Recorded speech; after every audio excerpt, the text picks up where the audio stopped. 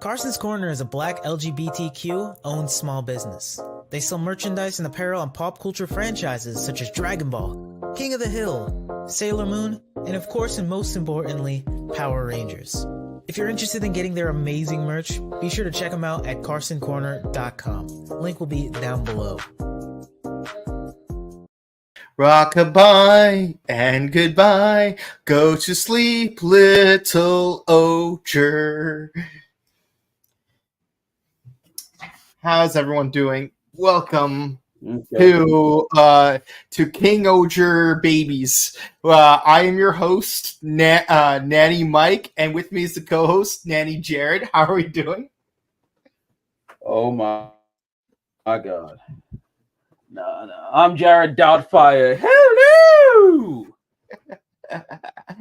Welcome everyone to the Sentai Hero Special here on the Morphin Network. Today we are discussing episode 45 of Ohsama Sentai KingOhger, Heirs to the King, and quite an interesting episode. First of all, you go ahead. I got nothing. Yeah. I mean, I like this episode because it gets deep when it needs to get deep, and then some sick pervert wanted Himeno in a binky. Weird, but a diamond-studded binky, no less. I'm not touching that. I mean, to be fair, at least it's true to her character. If anything, like shouldn't what's his name, Gus, have some kind of like jury rigged homemade binky that's like made from a box of scraps in a cave or something? Nah, don't matter. I know we don't kink shame here, but I'm kink shaming here whoever likes girls in their 20s acting like babies with binkies in their mouths. Don't kink shame, but this is where I'm drawing the line here. I'm putting my foot down. I'm kink shaming this. It's sick. It's wrong. Now, as Gaga as I tend to behave towards Himeno, I'm not going goo-goo for that doll.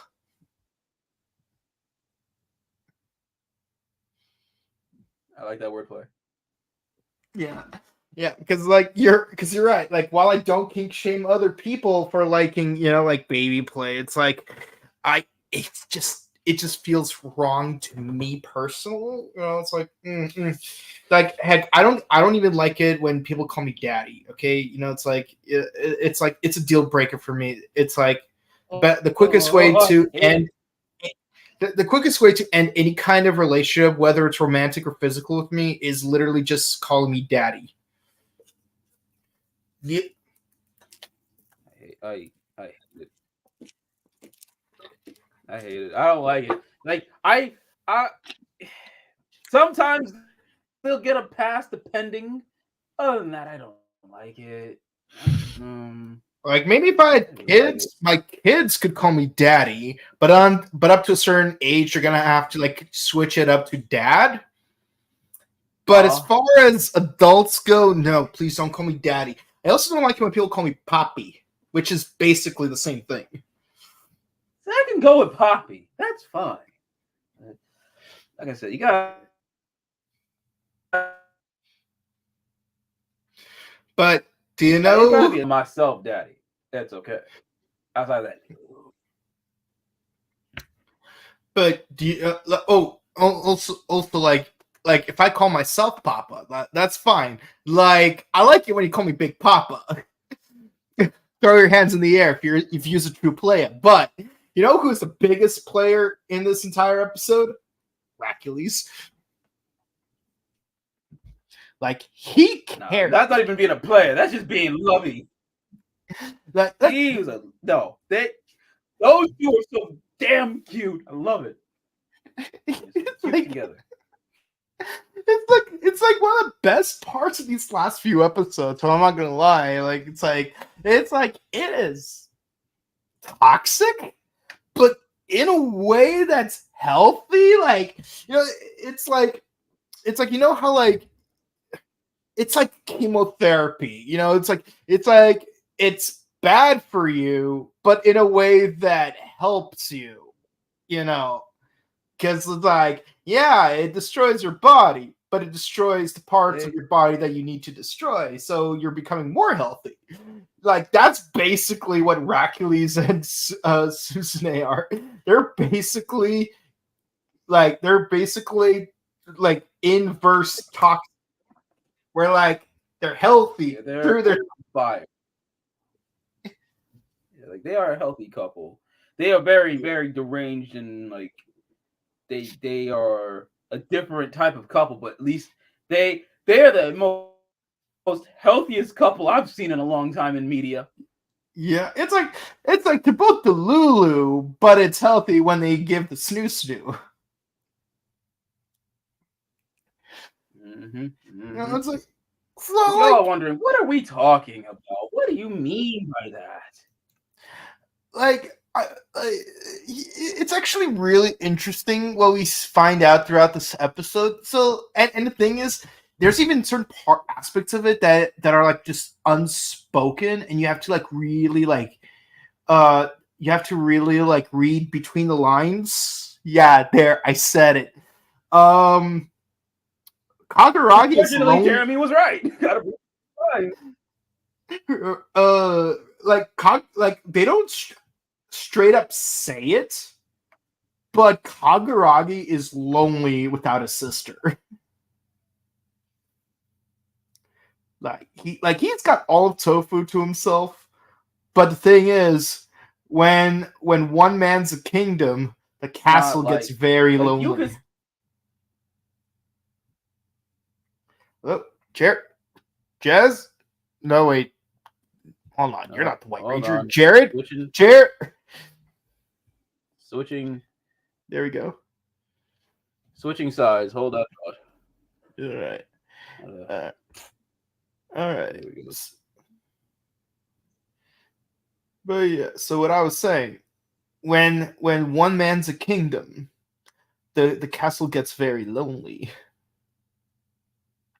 Yeah. There you go. Oh man, did you just pull Dog Dad?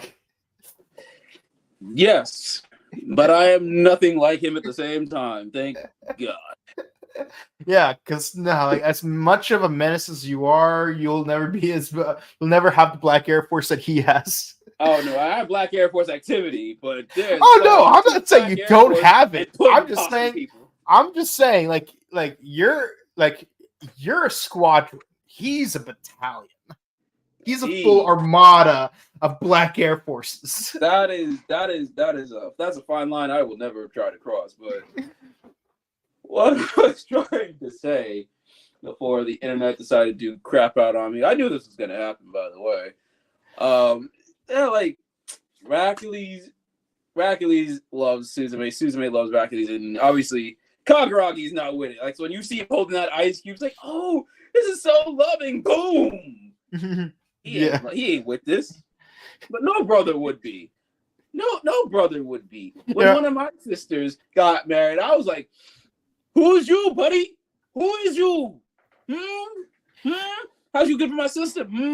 I just remember one of my favorite lines from the show My Name's Earl. Catalina says, men don't like it when other men sleep with their moms. That's why my brother killed my father.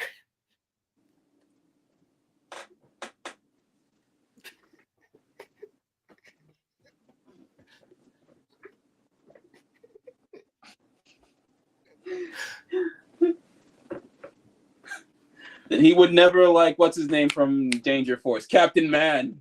Just hitting on all the moms, banging all the moms. Wasn't there like an episode he tried his hand at Nakia. He tried his hand at her. Oh yeah, because she plays that one Yellow Ranger's mom. Yep. Look, they're color coded with matching uniforms. They're basically Rangers. Yeah, he wears yellow. Who was yellow? His mama was yellow. There you go. Like, I didn't watch the show, but I know Nakia plays the yellow kid's mom. Mm-hmm. Yeah. You know, shout out to Nakia. We all love you. We hope to see you again this summer. He made and- watching that show worth it. It was actually pretty decent for a kid show. I won't lie. Yeah, no, it's just that, like, I haven't really been able to, like, really enjoy Nickelodeon shows ever since they ended.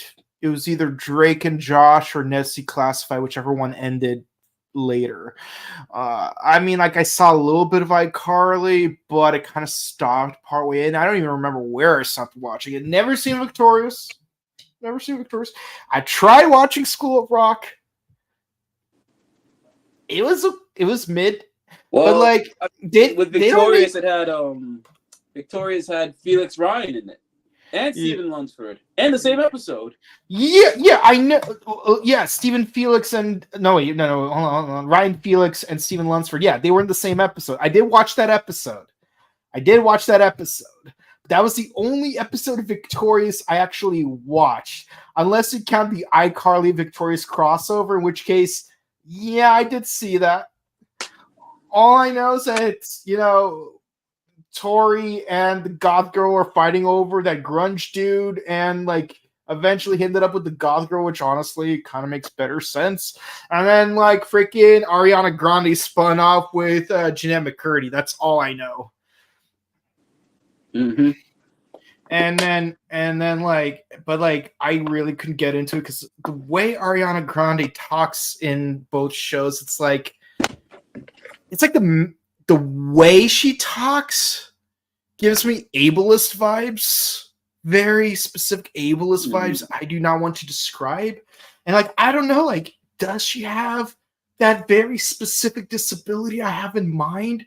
But like, I don't even want to like dig into that rabbit hole because it's like I got better things to do and better shows to watch, so and better books to read, because I actually do have that Jeanette McCurdy book on Audible, and I do plan on reading it after I'm done with the 5th Percy Jackson book. Yeah, I have her book saved on my Spotify. I'm gonna go through it. Yeah, no, it's like my one of my 10 goals for 2023 was to read 20 books, which I did. But one of my goals for this year is to go through 500 hours of Audible. Jeremy would be proud. I wish I could read that much worth of physical books, but I do not have that many physical books. So, and I don't really trust the library system anymore because they are not following the Dewey Decimal System anymore. And like, I memorized the Dewey Decimal System, so like, it bothers me. I forgot the Dewey Decimal System. It's actually not that difficult to learn. But the point is, I'll worry about that when I have kids. What's funny is that when I first heard of the Dewey Decimal System, I was like, really? That little kid from Malcolm in the Middle made a decimal system? I'm not surprised. He's a genius. Isn't his name Dewey? Yeah. Yeah, that's why I thought that he was the one who created the Dewey Decimal System. Keep in mind, I was like 10 at the time. But like...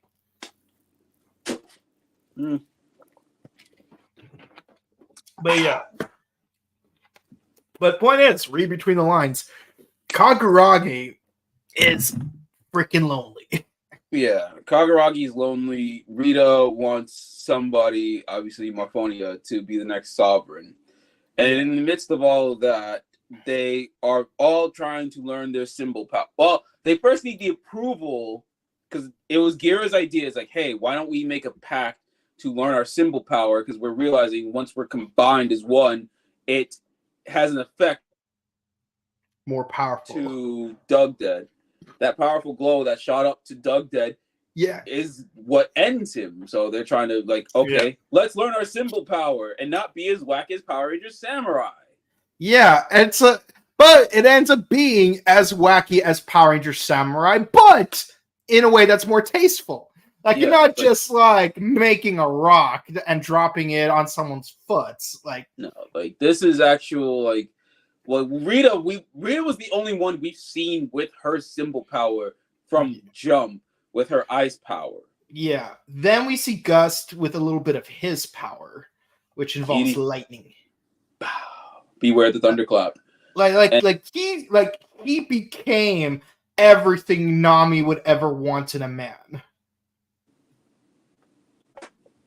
Raining lightning. It's raining lightning. He's a king. Like Cross 3D 2Y. If you know, you know. He rains down lightning. He's a king. So yeah, she into that stuff. And then Kaguragi's now that we see, he's like, my power is up first. Ha ha ha! Fire power. Fire. Actually, him having firepower actually kind of makes sense since he did burn like what's it called, the previous ruler of Tofu did burn down a rice field. Yeah. So it kind of ties in now. Yeah. And what makes it hilarious, at least for me, when I was doing this live, someone in my chat noted, "Oh, the way Kaguragi's looking like in that ice bath, he looks like an ogre from Dragon Ball Z." I'm like, "Oh, he does." Yeah, it makes sense because it's Toei. Toei owns. Guten Tag. Ich bin Kaguragi. He looks like one of the demons from hell. Hope for infinite losers. It's like the demon from hell from Dragon Ball Z. I was like, oh my god, it makes the most sense because Toei. We see what you guys doing there, stroking your own ego. Ich mag dir kein Sorgen, Herr Hercules. Ich bin dein Freund, Kaguragi.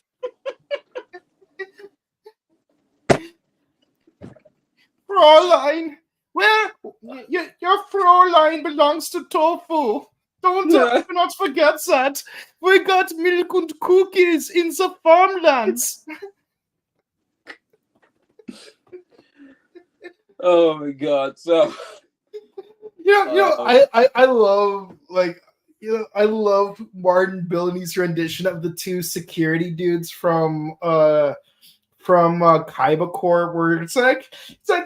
We got free Wi-Fi and milk and cookies for the kids.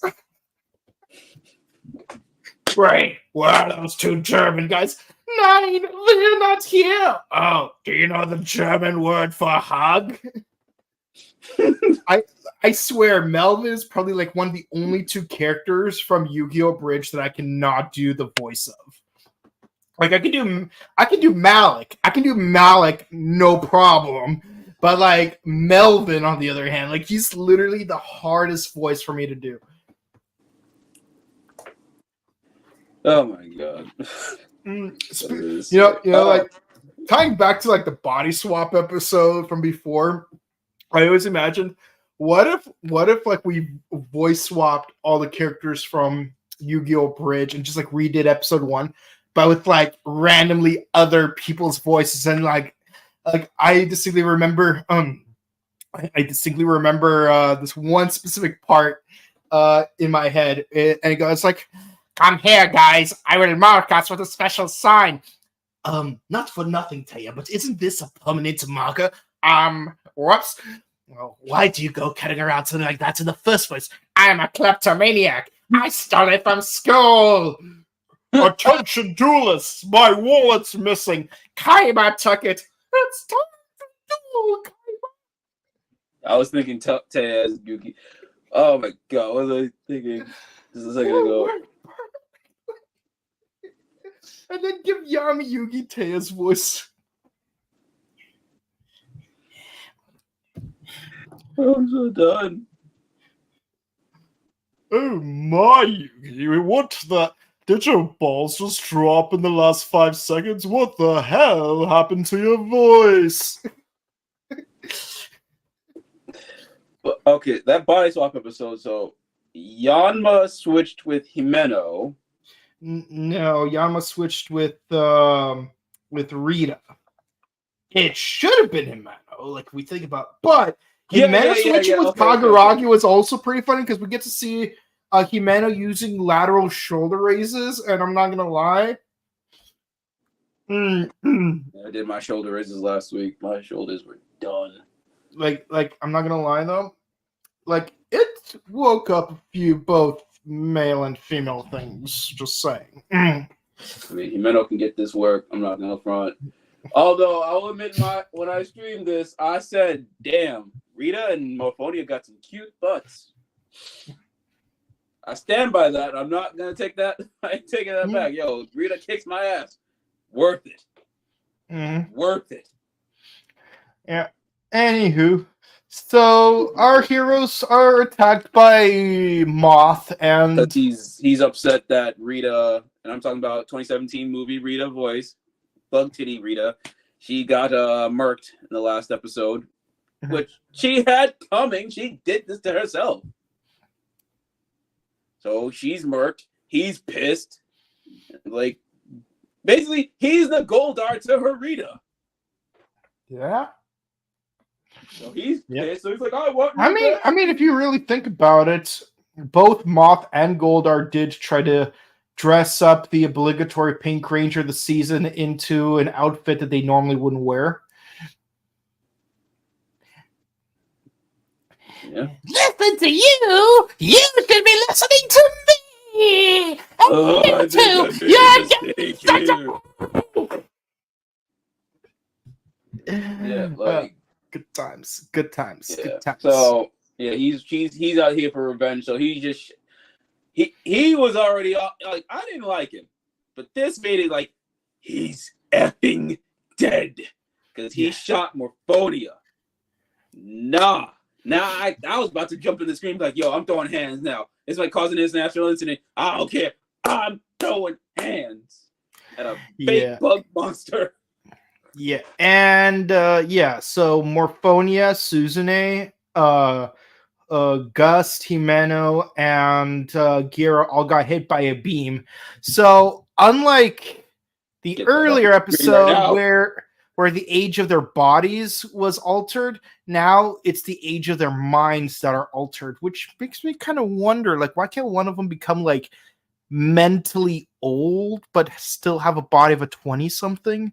You know, just to like prove that point, but you know, it's whatever. It's like, so yeah, 2 of them turn into babies and 3 of them just turn into what they used to be like when they were kids. And so basically Himeno and Gust are literal infants, and Gira was turned into a toddler around 3-4 years old. Yeah, I'm the tyrant of the universe. Bow before me. Hey, look, brother. It's Chibi me and Chibi you. And Chibi you looks slightly more expressive than usual. Actually, I just want to get this whole kid, because the kids thing don't really matter much in this episode. But we do get one fun scene out of it. Yeah, like, so basically, that is adorable. He's like, damn, I already did this before. This is nothing to me. I'm doing it again. Yeah, it's like I'm going to take care of my little baby brother. It's what I was wanted to do. I never got to, but I will. He did, because like Gira was like what, 5-ish when the Rainbow Juliet. Yeah, so that happened, but like, Raggy's done this before, but it's where Gira uses basically Conqueror's Hockey to summon KingOhger. Yeah, I just remembered. Yeah, he actually had Conqueror's Hockey. I was watching the episode. I was like, even while I was watching this episode, I'm like, wait a minute, is that Conqueror's Hockey? Like, what's going on? And Kaguragi also has Conqueror's Hockey because he did do like a death stare that like rippled to a bunch of other people. And like, so KingOhger is like, oh, I'm coming down on you mofos. You done did it now. But then I'm going to come down on you like Ares from Percy Jackson. Rev up that motorcycle. Which, by the way, we totally forgot that Gira had a motorcycle. Yeah, I forgot that completely. All and of the us toys did. are being sold, for God's sake. But like he used it in literally episode 2, and we only see only one other time. Like, what the heck happened to that motorcycle? it's like if you're gonna make a real life version of that, not just like just a throwaway toy. Like if you're gonna actually make a movie prop, you make the most of it, dude. Like yeah, like you can't film it on Japanese streets, but the thing is, you're not in a Japanese street. You're in a sound effects studio. An LED sound effects studio brought to you by Sony. Yeah. So that's Gira's arc. He's just a 4-year-old. Yeah. Being, coddled by Heracles. And then you got Heracles being a daddy. Except he actually is being a daddy. Oh God. And then you got Himeno and Gus just being read to by Jeremy. Well, he is literally the eldest of them all. Yeah, it's like what Dracula said in that one music video. Perhaps I'll go for them mothers. Why not? When you're 400 years old, there's no such thing as a cougar. I'll never be an emo vampire. So technically, Heracles and Jeremy are being daddies. Yeah. I could hear the fan fictions being typed right now. I could see the sim dating programmers having a field day this week. I hear them typing like crazy. Like, then Jeremy did this? Java HTML, Java HTML, Java HTML, Java HTML. I mean, I can't be one to judge because I literally said that Morphonia and Rita got cute butts. So does Himeno. So I'm not one to judge all that much right now. I digress. So, kid stuff out the way. But this episode is mainly about Morphonia, Suzume, Rita, and Kaguragi. Yeah. And I was just watching this on stream with my Ryan. And I had to tell him, like, yo, this episode gets deep. Even before the subtitle was out, I'm like, damn. This is an Emmy-worthy performance type of episode. Yeah. Yeah, I love how Kaguragi is basically like, you say that you know Rita better than anyone else. You spend the most amount of time with her than anyone else. You even grew up with her as a child. You were born in Gokon. The only person born in Gokon, by the way. So we got like a Diavolo thing going on here, if you really think about it. But yeah, we learned that. Ooh, he's the butt. Do you really know Rita? Because I think I know her better than you do, and you don't want to admit to it. He does. Fire. I'm just gonna go get their part out of the way. Fire, ice mix so very well, and these are two people who have to lie and compromise themselves to protect not only the ones they love, but their whole kingdom. Yeah, and by the way, I just remembered that I've never seen the movie Dragons, Fire, and Ice. No, there's Game of Thrones, so No. I'm talking about that CGI animated film. I've never heard of it. Aired on Saturday afternoon Maguzi one time, but I wasn't home when they aired it. And I never got the direct-to-video DVD for it. See? So I have no idea what it's about. All I know is that it did have a toy line. A very brief one, just like how like Acceleracers had a brief toy line. Dragon's Fire and Ice. Yeah, Dragon's Fire and Ice. Yeah. Oh, there was a sequel, though. But because I never saw the first one, heck, if I know what the sequel is about. Dragons 2 Metal Ages. Metal Ages. Yeah, the second one had the word metal in it. Well, I know where you can watch it. I'll type it up right now. I'll check. But while I do that... But the point is, like, I literally just remembered that existed. See? Acceleracers lives in my head rent free. I never forget Acceleracers. I never forget Holes. I never forget Crow Stairway to Heaven. Hot Wheels Acceleracers, right? That we're talking about? Yeah. Okay, yeah. But Dragon's Fire and Ice is not one of those things. So I literally had to like remember it right just now in passing. But yeah. We get a surprisingly fantastic comic. Found it. like, how often do you see a combi this good? It was amazing. And yeah, actually, you know, when was the last time I saw a combi this good? Oni's sister with Sonosa. I was gonna say Himeno and Rita, but yeah. And then after this amazing morph fight, Rita uses her eye power, but because she is shielded by Kaguragi's fire wheel, she is being continuously thawed while she's using her ice powers, so she's not petrifying herself by permafrosting Moth.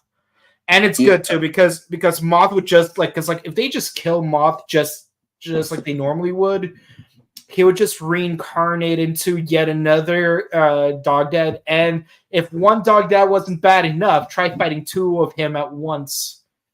Mm-hmm. Yeah. So they freeze him and set them free. But what we learned is that Morphonia is born in a prison because her parents were thieves. That's why when Morphonia breaks into Rita's room to obviously because she knows all of Rita's obsession with Mofun, she's able to pickpocket and everything because her parents were thieves. She learned from her parents and she got out of that life and became the assistant to the sovereign. Mm-hmm. And yeah, like I said, she's basically Diablo. Yeah. It's crazy. Like I didn't expect such a badass, backstory from Morphonia, but it is what it is. And then Suzume, she did not want to be married to Hercules. She's like, I would never be with this guy. But she's just like, no, look. Because this was before she found out the truth about Hercules and his 27 episodes of secrets. Yeah, but this is way before then. So she's like, no, I don't want this guy. But she didn't want anything to do with that. She just wanted to be there and protect her brother. And Rita basically laid it down like, yo, you think you know your brother?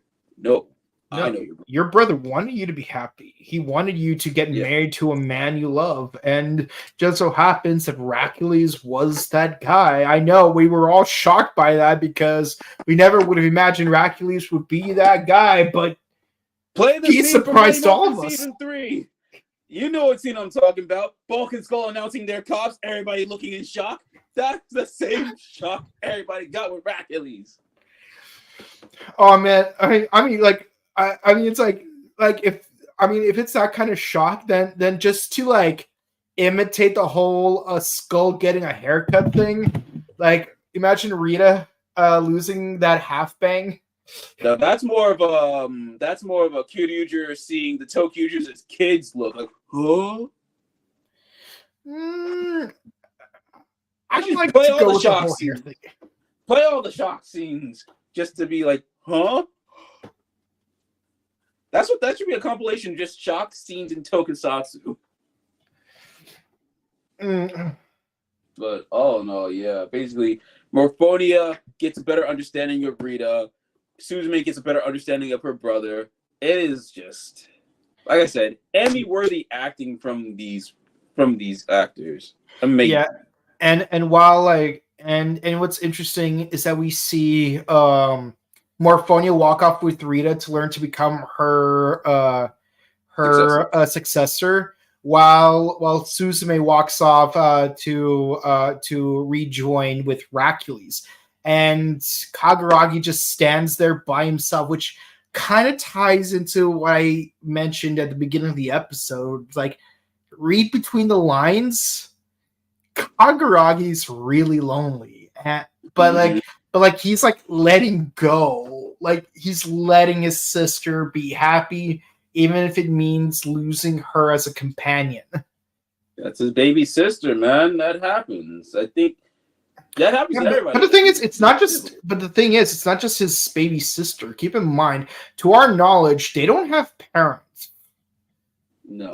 It's just the two of them, ride or die. So it's not just he's not just her older brother. He's effectively her father figure. Yeah, and but he's gonna. I believe he'll learn at the end of the series that not only does he still have his sister, but he gains a brother in Hercules. Yeah. No, I hope that happens over time because it's. I do hope for that. Yeah, because it's the cop out. The cop out result would be him finding a person that he can have an heir with. Which, fine, sure. I mean, doesn't he already in the form of Kuroda? Sure, Kuroda, we don't see him very much in the last couple of episodes, but Kuroda's still there though. Yeah, but I think he'll have his own offspring to be the heir of Tofu. That, like I said, that's the cop out thing. Yeah, cop out. But the more heartfelt is I didn't lose my sister. I gained a brother. Mm-hmm. Yeah, and not only did he gain a brother in Hercules, but in extension, gain a brother in Gira. Yeah. But at the end of the day, he'll always also have a brother in Gust and Jez. But that's not as important. Well, if you want to, but Gira would make the most sense because remember at the beginning of the story, it's Gira was the first outsider to understand the true value of tofu because it's the kid gives him that dirty rash. It's hey, this rash has dirt in it. Yeah. So he gains a brother in Hercules and then an extension with Gira, but also an extension Gus because Gus, no matter how they haven't been interacting as much as they used to, especially they did in the last episode. Gus and Gira are the best of bros. They are best friends. Yeah, it's like Guardians of the Galaxy. It's like Hercules may be your brother, but he ain't your bro. Exactly. So Gus and Gira are always gonna be best bros. Jeremy and Yama have grown as companions, and I can say they're bros too. But his best bro is always gonna be Gira. Yeah. He had Gira punch him in the face to knock some sense into him. That's how you know they are the best of bros. Yeah. But I actually do appreciate how well this scene was shot. I just cannot begin to describe how much I love it. And again, if you read between the lines, there's more to the scene than what appears in the surface. And honestly, isn't that what the whole point of Jez's backstory even supposed to be? So it's it works, it really works. We started with Kaguragi being by himself, and it ends with Kaguragi being by himself. But the thing is, he's mentally in a better place because the people you want around you aren't physically close to you doesn't mean that they're not close to you in spirit. Mm-hmm. But he has a better understanding with Rita. Especially he has an understanding with Rita. He knows he is not alone. Neither is she. Yeah, and at the end of the day, it's it's important to embrace the ones you hold close, but part of embracing them also means being able to untether yourself from them. Avatar: The Last Airbender. Unfortunately, I've learned that monk was speaking facts.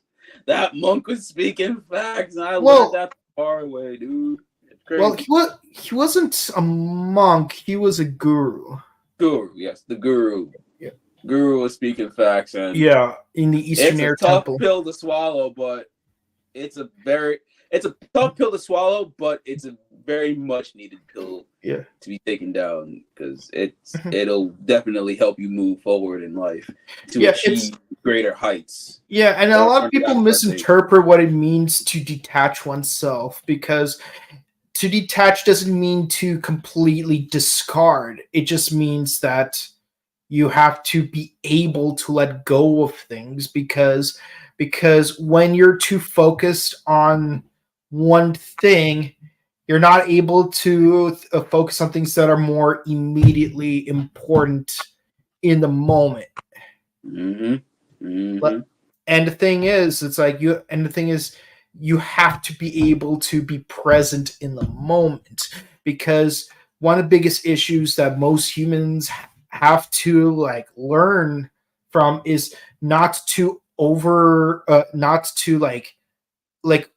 focus on the past or over focus on the future. It's very often one of those two extremes. And the dogma of Buddhism is to avoid extremes because both extremes of any spectrum will lead to suffering of one form or another. Y'all wasn't expecting some deep stuff up in this episode. Well, this episode was deep. So you're welcome. And for that reason, I give this one a 10. 10. And we're two. Well, if we're counting Hercules as one of the jesters, we're now 3 jesters down. Himeno's power is next, baby. I'm ready. All right. I can't wait. It's a Himeno episode. And she's going to have to fight against Gordy. That Zamigo wannabe ass boy. Eat it. I hate Zamigo. I hate him. I hate Zamigo and Gordy. They just belong there. Peas in the pod. They belong together. Yeah. No. In any case, all we're going to be left with is just Gordy and Grody. That's his name, Grody. Grody, yeah. Let's see. Let me try to remember. Oh, yeah. Grody and that Fake bastard Cogsworth. who's the fake Cogsworth, exactly. Like Fake Cogsworth. That man Fake was a G. That man was rest real in G. peace, real Cogsworth. Rest in peace, real Cogsworth. Pour one out for the homie. I'm gonna pour 2 out. Oh, man, it was a real one. He But wasn't real. enough about our spiel. What did y'all think of this episode? Sound off in the comments over Shaw, and we'll be reading it live, right? Yeah. Meow. Training time. Bosque has the power of fire, but that doesn't mean you're fireproof. That much is true. I mean, it's like the Impossibles from Venture Brothers, where like the moment Johnny makes physical contact with oxygen, he immediately ignites and he feels the pain of being on fire. Or for the anime nerds, My Hero Academia, Dobby. He uses his firepower. Look at it. Look at the results of that. Mm-hmm. Oh yeah, she has that freezing thing that has the same drawback. Yeah, but when fire and ice work together, though, they cancel each other's drawback. Yeah. Now we know why he's red. Yep. Minongan's out to avenge a hillbill. Yeah, like I said, Goldar, Rita. Yeah. My revenge. I will turn the Rangers into children. First physically, then mentally. And they will not be able to use their powers ever again. Wait a minute. This actually sounds very familiar. I will do this for my Empress Rita. Yes, Lord said, I will do as you command. Shout out man. to Goldar. That is killer on the throat. I hope that Kerrigan shows up at Morphicon this year. Yeah. Yeah, I think he canceled last time, if I recall. Yeah. Makes me a little sad because what's Morphicon without Kerrigan and Barbara? True. It's bad enough that half the family is no longer with us. Let's take the time to appreciate the other half while it's still here. Yep. Okay, let's get going. Suzume to the rescue, but she gets shot along with Morphonia. Actually, it's kind of funny how Hercules tried to take he tried to bullet. protect her. He tried to jump in front of the bullet, but then she shoved him out of the way. It's like imagine who tries to dive in for James Woods, but then James Woods shoves him out of the way. It's like no, you're too good of a person. And for the record, yes, Apuna Hasana Pinama Petalan is actually my favorite character from The Simpsons. Okay. Yeah. That was all. I love how he likes to assemble furniture and decide where to place it. It's a really cool skill, one I have a lot of respect for. You know how much of my own furniture I actually had to construct? See the shelf? I built the shelf. I built that bookcase. I built the TV stand. I built my bed. Those DVD shelves right there behind this computer. I built those. I built that. I built that stand that my TV is on. I built a bookcase in my other room. I built this desk that I'm, using right now. I built this chair. I built everything in my room. I built the cage that my dog is sleeping in. He likes the cage, okay? Oh, you gotta put it. Yeah. Dogs do like their cage as long as it's humane. Don't worry, Peter. Yeah. No, it's a pretty big cage. He's a GSD. I've had a dog before, but the thing is, my previous dog didn't care for cages. He was just fine. But like the one I have right now, he prefers to have a cage. Yeah, gets his own little space. Yeah, it's a safe space. Mm-hmm. Dogs need them too. How do you beat someone that controls time? Ask a Time Lord. By stopping time completely. Ever seen that movie Clock Stoppers? There you go. Mm-hmm. Yeah, or Godspeed Love. Clock Stoppers. Then you find out that you find out through that. Yeah, you just force the particles to stop vibrating. Oh my god, this episode was Clock Stoppers. Because they had the kid with the watch, and what did they do? They froze him. Mm-hmm. They froze Mitigan. Yo.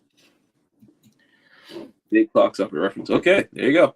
Wasn't Corbin Blue that one? No, No, like I remember one of the kids from High School Musical was in that movie. Corbin Blue did the song, and that was what movie was that? That wasn't. From Minutemen. Minutemen. That was Minutemen. He did the song. That was Minutemen. He did the song. Damn. Damn, that song. I have that on my iPod. Yeah. Run it back. That's it. Run it back. Run it back again. Yeah, that's a bop. I won't lie. Yeah, my high school's where they filmed that other song he did. The one from the Jump Rope movie. Oh, push it to the limit. We're in it to win it. All right. Yo, I can't believe I still know the moves too. Yeah, that was a good. High key. I now kind of want to rewatch that Corbin Blue movie. Oh, I just remembered his real life dad played his dad in that movie. I gotta get some milk.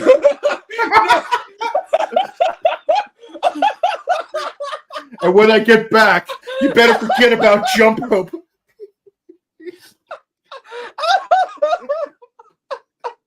What's your problem, Rodney?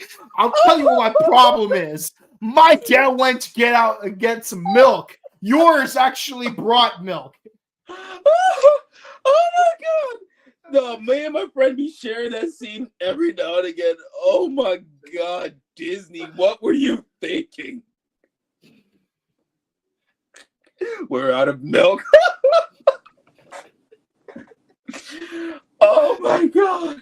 The crazy part is that is why the antagonist had beef with the main character. Yo, now I gotta tell my friend. I went to get milk, but yours actually brought milk. Yo, now I gotta tell my friend, like, yo, remember that scene from that movie? The dude said he gotta get milk. Yo, that's his real pops. Oh my god, no! I'm dying. Oh, this just makes it so much funnier. So messed up. Okay. Hercules low-key carried this episode like how he carried Gira. All right, I'll I'm giving it more Morphonian than Suzume, but a close second. I mean, I would give it more to Kaguragi than Morphonian and Suzume, but it is what it is. Because Kaguragi was like the emotional part of the episode. So the plan is not to defeat him, but to freeze him, since ice can also stop time.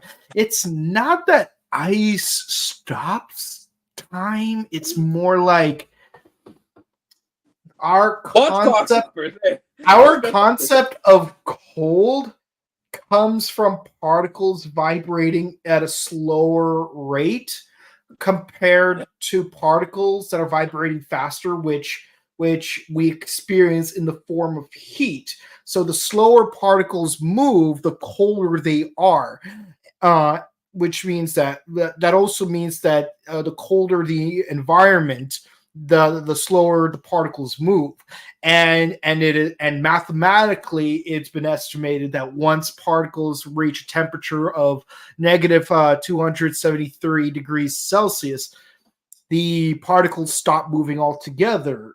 But because matter exists based on perpetual motion, that also means that reality stops existing. They basically just freeze the kid. Yeah. So matter is theorized to cease to exist at negative 273 degrees Celsius. Of course, there's no place in the universe where such a temperature could be achieved, much less observed, and that is why it's still theoretical thermodynamics and not practical thermodynamics. But so yes, freezing is heavily associated with stopping time for that reason, because time is a construct of entropy. So I don't know if the writers meant to go that deep into the laws of thermodynamics, but But now you guys know. Mm-hmm. Now, like you could watch our perfect. This is from the trailer. He's trying to stop time, but gets frozen in midair. Oh, sorry. You can't stop. You're doing all that. This is an old movie, dude. Yeah, it's an old movie. Yeah. There you go. Gets frozen right there. That traumatized me. Anyways, but yeah, no, like, so I don't know if the writers of KingOhger meant to go that deep into the laws of thermodynamics, but since you guys watched the show, hearing us talk about thermodynamics, now if you introduce someone else to KingOhger and you watch this episode with them, now you can act like a smug know-it-all. It's like, yeah, did you know that time is associated with freezing because all matter is predicated on the concept of motion, and motion decreases in velocity based on lower temperatures? Yes. It's like, exactly. You'd be like, actually, I know the answer because I watched KingOhger. It's like wow. About it. And they'd be like, wow, you really know thermodynamics. I mean, I thought we were just watching a TV show about 6 kings in spandex, but like, wow, you're teaching me about physics. You're so smart. Yes. Even though deep inside, you know that the only reason you know that is because we told you that. Okay, which crossover are you excited for? Dom Brothers or KingOhger? Honestly, I'm hyped for both, man. Yes. While I am hyped for both as well, I'm more interested in the Dom Brothers one, just because I want my answer to Sentai. That's all I want. I want my answer to Sentai. Yeah, I just want, I just love Dom Brothers. I want to see them again. They're fun. They're just damn fun. I want my Sentai answer after that last crossover movie, damn it. That's all I want. That's all I care about. And my boy Momotaro back. You know what he's going to do? He's going to piss off Ryan with that entrance. does good things happen.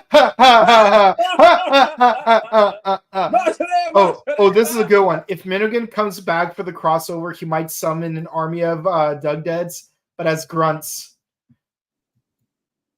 Also, Kamen Rider Blade is now 20 years old. Say it with me. Tachibana-san! Why?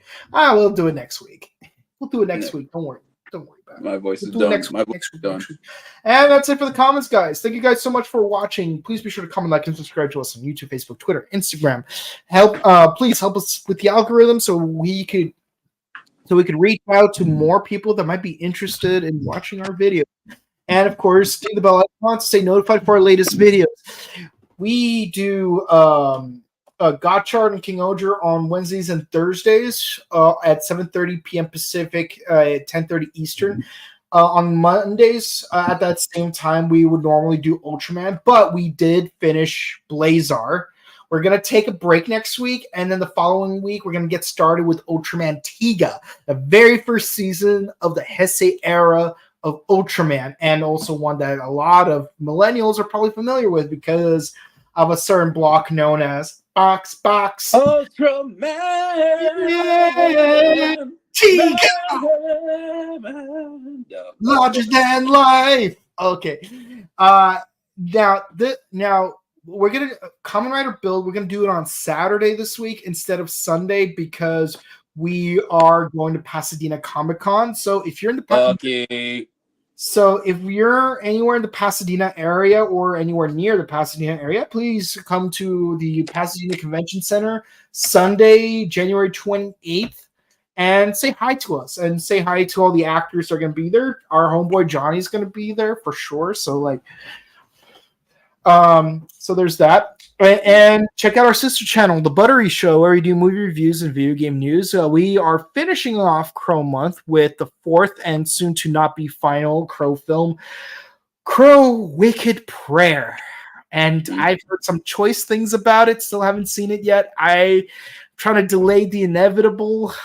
And this weekend I'm gonna have to actually watch it. And you guys will be the first to find out how I feel about it this Sunday after the convention's over. And with that said, guys, if you want to check out our personal content, Jared, where can the people find you? Hey, you can find us over at Henshin Gate. We are currently editing all of our previous content. We do live on Twitch. Obviously, you can catch us do Tokusatsu. We do anime. We do K-pop. We just did the first season of Letterkenny. We're going to do this next season in February. So stay tuned for all that good stuff. And you could find me on Instagram at Boken_Kabuto and on Twitch at twitch.tv/BokenKabuto. Yes, this week I actually will try to do my first stream because I am going to be, because after the stream is over, I will be testing my cables to see if my capture card is working properly. And if it is, I'll probably do a stream. He's going to jack in, baby. Finally. Execute, yeah. And with that said, guys, thank you guys one more time for watching. Stay safe, stay hydrated, update your emergency kits, hug your loved ones, and we will either see you online on this channel on Saturday for Kamen Rider Build the Movie, or we will see you in person at Pasadena Convention Center. Bye, guys. Peace.